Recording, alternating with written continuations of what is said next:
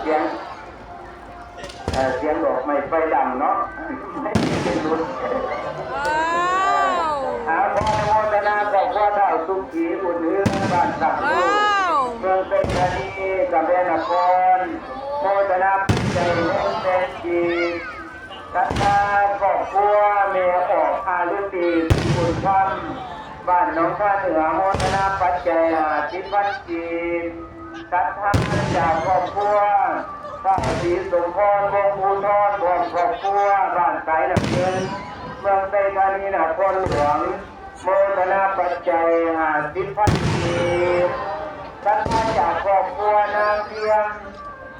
แก้วนโมทนาปัจจัย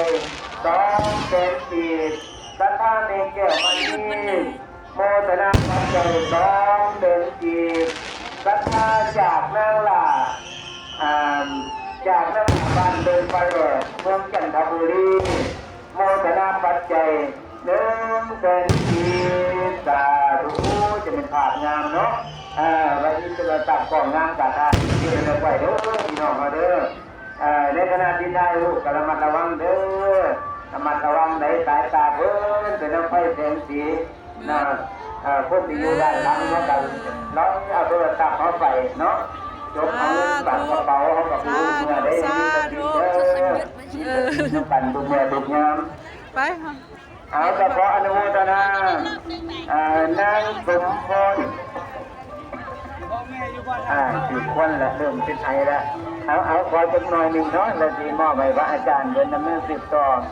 ขออนุโมทนาสัทธานางสมพรอินดามีใจบ้านเจนสว่างเมืองศรีบัวตะบอโมทนาปัจจัย100,000 กีบนั่งใจพ่อมีลูกหลานบ้านโน้นหลายเมืองใจเศรษฐา5,000 กีบเอาละเนาะโน่นนี่อาจจะมาทุกอย่างไปทางนั้นกันเนาะคืออาจารย์ด้วยว่าได้เนาะบุญต่างมาหน่อยถูกคนไปเดี๋ยวนี้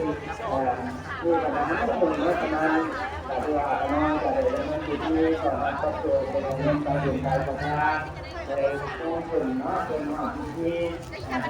ตัวที่เรื่องที่ที่เราพูดฟังในวันเราพูดมาก่อนจะเป็นคุณอย่างไรที่ต่อเรื่องเป็นการเวลาไปปล่อยเข้าได้เป็นการทำเป็นการต่อแต่ก็เป็นการทำมีเรื่องข้อในการทำงานในที่การ